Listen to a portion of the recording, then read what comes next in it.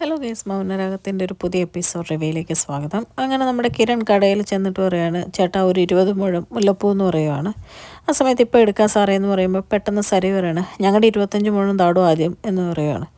അപ്പോൾ കടക്കാരൻ ചോദിക്കുകയാണ്, 5 മുഴം എന്നല്ലേ പറഞ്ഞേ മാഡം എന്ന് ചോദിക്കുമ്പോഴത്തേക്കും പറയാം, തനിക്ക് ചെവി കേൾക്കാൻ മേലെങ്കിലേ താൻ ഏതെങ്കിലും കടയിൽ കൊണ്ട് കാണിക്കേ, ഞാൻ 25 മുഴമെന്ന് പറഞ്ഞ് 5 മുഴം കിട്ടിയിട്ട് എനിക്കെന്തോ കാണിക്കാനാണെന്ന് ചോദിക്കുവാണ്. ഇതൊക്കെ കേൾക്കുന്ന CS-നും കിരണിനും ചെറിയൊരു പുച്ഛഭാവം മാത്രമാണ് കേട്ടോ. അത് കഴിയുമ്പോഴത്തേക്കും കടക്കാരൻ പറയാം, ഈ സാറുമാർക്ക് എടുത്തു കൊടുത്തിട്ട് തരാം എന്ന് പറയുമ്പോഴത്തേക്കും പെട്ടെന്ന് നമ്മുടെ CS പറയാണ്, വേണ്ട വേണ്ട, ഇവർക്ക് തന്നെ ആദ്യം കൊടുക്കുക, ഇവരെല്ലാം ആദ്യം വന്നതെന്ന് പറയുവാണ്. അതേ സമയത്ത് CS ഇങ്ങനെ സരി കൊടുത്ത് സാരി ഇങ്ങനെ തുറച്ച് നോക്കിക്കൊണ്ടിരിക്കുകയാണ്. അപ്പോൾ സരവ് ഇങ്ങനെ മനസ്സിൽ ചിന്തിക്കുമോ, ഇലവലാതി എന്താ ഇങ്ങനെ നോക്കുന്നത് എന്നൊക്കെ ഇങ്ങനെ മനസ്സിൽ ചിന്തിച്ചുകൊണ്ടിരിക്കുമ്പം CS ചോദിക്കുക, ഇത് നിൻ്റെ ഓണക്കോടി ആയിരിക്കുമല്ലേ, ഒരു 10-25,000 രൂപ കൂടുതൽ വില ഉണ്ടായിരിക്കുമല്ലേ എന്തായാലും എന്നിങ്ങനെ ചോദിക്കുകയാണ്. ആ സമയത്ത് ഇതൊക്കെ കണ്ട് ആകെ ഞെട്ടിത്തെരിച്ച് നിൽക്കുവാണ് ശാരി. അപ്പം നമ്മൾ സറി പറയുകയാണ്, 25,000 രൂപയാണോ അതിൽ കൂടുതലാണോ എന്ന് നിങ്ങളോട് പറയേണ്ട കാര്യമില്ല, ഇതെൻ്റെ അമ്മ മേടിച്ചു തന്ന സാരിയാ എന്നിങ്ങനെ പറയുകയാണ്. അപ്പം മനസ്സിൽ CS ചിന്തിക്കുകയാണ്, നിൻ്റെ അമ്മയാണ്, പക്ഷെ നിൻ്റെ സ്വന്തം അമ്മയാണെന്നേ ഉള്ളൂ എന്നിങ്ങനെ പറയുമ്പോഴത്തേക്കും കിരൺ ചോദിക്കുകയാണ്, ഏതമ്മ എന്നിങ്ങനെ ചോദിക്കുമ്പോഴത്തേക്കും നമ്മുടെ സറിവിന് ദേഷ്യം വന്നിട്ട് പറയാം, എനിക്ക് പല അമ്മയുണ്ടെന്ന് പറഞ്ഞു കിടക്കുന്നത് നിങ്ങളാ, എനിക്ക് ഒറ്റ ഒരു അമ്മയേ ഉള്ളൂ, അതെൻ്റെ ഈ അമ്മയാ എന്നിങ്ങനെ പറയുവാണ്. അപ്പോഴത്തേക്കും നമ്മുടെ കിരൺ ചിരിച്ചിട്ട് പറയാണ്, അത് നേരാ, നിൻ്റെ കാര്യം നിന്നോട് കൂടുതൽ പറയാതിരിക്കുമായിരിക്കും നല്ലത്, നിൻ്റെ അച്ഛൻ്റെ സ്വഭാവത്തിന് നിൻ്റെ അമ്മ ആരാന്ന് ഒന്നും കൂടെ സംശയിക്കാണ്ടിരിക്കുന്നു എന്നുള്ള രീതിയിൽ പറയുവാണ്. ആ സമയത്ത് സരുവിന് ദേഷ്യം വന്നിട്ട് സരു പറയണേ, അങ്ങനെ എൻ്റെ അച്ഛനല്ല പല സ്ത്രീകളുടെ പുറകെ പോകുന്നേ, അത് തൻ്റെ അച്ഛനാന്നുള്ള രീതിയിൽ ഇങ്ങനെ പറയുവാണ് കേട്ടോ കിരണിനോട്. അപ്പോഴത്തേക്കും CS പറയാണ്, നീ പറഞ്ഞത് നിൻ്റെ അച്ഛൻ്റെ മുമ്പിൽ വെച്ച് ഒന്നുകൂടെ പറ, ഞാൻ വീട്ടിൽ വന്ന് അവനെ അടിച്ച് ശരിയാക്കും എന്നൊക്കെ ഇങ്ങനെ പറയുവാണ്. ആ സമയത്ത് ഷാരി പറയുന്നുണ്ട്, വാ മോളെ നമുക്ക് പോവാം, സാധനം മേടിച്ചിറങ്ങ് എന്നിങ്ങനെ പറയുവാണ്. അപ്പോഴത്തേക്കും സരി പറയാണ്, എൻ്റെ മനുവേട്ടൻ മേടിച്ചെന്ന സാരി നീ കണ്ടില്ലല്ലോ, അത് 1.5 ലക്ഷത്തിൻ്റെ ആണെന്ന് പറയുമ്പോഴേക്കും കിരണൊക്കെ കളിയാക്കി ചിരിക്കുവാണ്.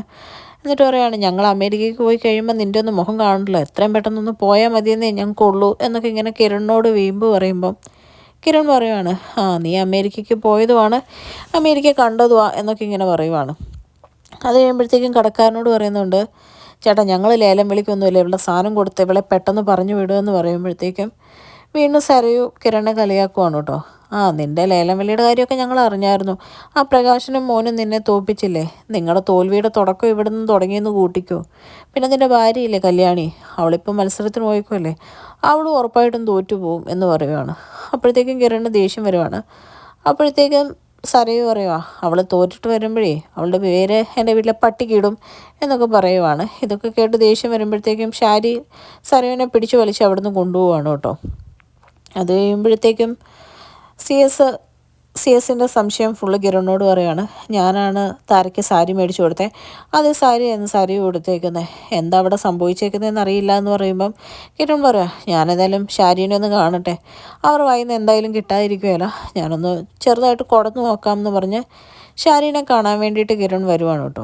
അപ്പോഴത്തേക്കും കിരൺ പറയുവാണ്, സരയുവിൻ്റെ ആ സാരി ഏതാ എന്നിങ്ങനെ ചോദിക്കുമ്പോഴത്തേക്ക് ഷാരി പറയാം, ഞാൻ മേടിച്ചത് മോനെ, നിങ്ങൾ മേടിച്ച അതേ കടയിൽ നിന്നാണ് മേടിച്ചത്, മോക്ക് ചേരും തോന്നിയോണ്ടാണല്ലോ ഞാൻ മേടിച്ചത്, അതുകൊണ്ട് ഇനി അവർ മേടിച്ചാണോ എന്ന് എനിക്കറിയില്ല എന്ന് പറയുമ്പോഴത്തേക്കും കിരൺ പറയുന്നുണ്ട്, സാരി മേടിച്ചത് താരയാൻ്റെ അല്ല, എൻ്റെ അച്ഛനാണ്, എൻ്റെ അച്ഛൻ ആ സാരി മേടിച്ച് താരയാൻ്റെ കൊടുത്തു വിട്ടെ, അതേ സാരിയാണ് ഇന്ന് അവൾ കൊടുത്തേക്കുന്നതെന്ന് പറയുമ്പോഴത്തേക്കും ഷാരി പറയാം, ഒരേ കടയിൽ ഒരുപോലെ കുറേ സാരി ഉണ്ടാവുമല്ലോ മോനെ, എന്തായാലും എനിക്കൊന്നും അറിയില്ല, ഞാനിതിൽ നിരപരാധിയായെന്നും പറഞ്ഞ് അവിടുന്ന് തടി തപ്പുവാണ് കേട്ടോ ഷാരി.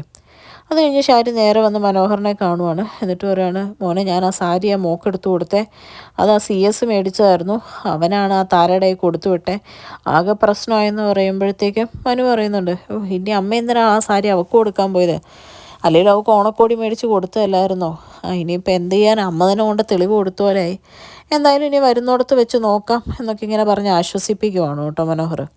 ഇതൊക്കെ കേട്ട് ഷാരി പറയുമോ, എനിക്ക് എന്ത് ചെയ്യണമെന്ന് അറിയാൻ പാടില്ല, എത്രയും പെട്ടെന്ന് ഇവിടെ നിന്ന് അമേരിക്കയ്ക്ക് പോയാൽ മതിയായിരുന്നു എന്നൊക്കെ ഇങ്ങനെ പറയുവാണ്. അപ്പം ഒന്നും അറിയാത്ത രീതിയിൽ മനു ചോദിക്കുന്നുണ്ട്, അല്ലെങ്കിലും ഈ താര എന്തിനാ ഇടയ്ക്കിടയ്ക്ക് ഇങ്ങനെ കയറി വരുന്നത്, അമ്മ എന്തിനാ അവരെ പേടിക്കുന്നതെന്നൊക്കെ ചോദിക്കുമ്പോഴത്തേക്കും ഷാരി പറയാണ്, ഒരു മനസ്സമാധാനം ഇല്ല മോനെ, വഴക്കിട്ട ആൾക്കാരോട് വഴക്കിടാൻ കഴിയുമല്ലാത്തതുകൊണ്ടാണ്, ഞാൻ പ്രസവിച്ച എൻ്റെ സ്വന്തം മോളല്ലേ അവൾ എന്നുള്ള രീതിയിൽ മനുവിൻ്റെ മുമ്പിലും കള്ളം പറയുവാണ്. അത് കഴിയുമ്പോഴേക്കും മനോഹറിനോട് പറയുക, ഞാൻ എന്തായാലും വീട്ടിൽ പോട്ടെ എന്ന് പറഞ്ഞ് പോകുമ്പോഴത്തേക്കും മനോഹർ പറയും അമ്മ ചെല്ല, എന്തായാലും ഓണം ആഘോഷ പരിപാടികളൊക്കെ ഉള്ളതല്ലേ, ഇവിടെ ചുമ്മാ ടെൻഷൻ അടിച്ചേക്കണ്ട, ബാക്കി വരുന്നിടത്ത് വെച്ച് നോക്കാം എന്ന് പറയുവാണ്. അത് കഴിയുമ്പോഴത്തേക്കും ഷാരി പോയി കഴിയുമ്പോൾ മനോഹർ ഇങ്ങനെ ചിന്തിക്കുകയാണ്, ഇത്ര ഒരു ഫ്രോഡ് ഫാമിലിയാണ് ഞാൻ എൻ്റെ ജീവിതത്തിൽ കണ്ടിട്ടില്ല. ഇനി അമേരിക്കയ്ക്ക് പോകാൻ പറ്റില്ല എന്ന് പറയുമ്പം ഇതുങ്ങളൊക്കെ ഉള്ള ജീവനും കൊണ്ട് മുകളിലോട്ട് പോകുമായിരിക്കുമെന്ന് എനിക്ക് തോന്നുന്നേ എന്നൊക്കെ പറയുവാണ്. അത് കഴിയുമ്പോൾ CS കിരണും വീട്ടിലെത്തുവാണ്. അത് കഴിയുമ്പോഴത്തേക്കും താരയുടെ തലക്കടിച്ചതെന്നറിയില്ല.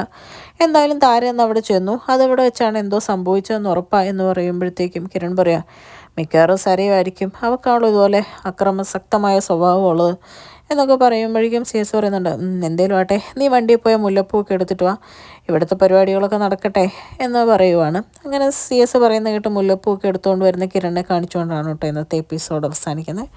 ചാനൽ ഇഷ്ടപ്പെട്ടാൽ ലൈക്ക് ചെയ്യാനും സബ്സ്ക്രൈബ് ചെയ്യാനും കമൻറ്റ് ചെയ്യാനും മറക്കരുത്. Thank you.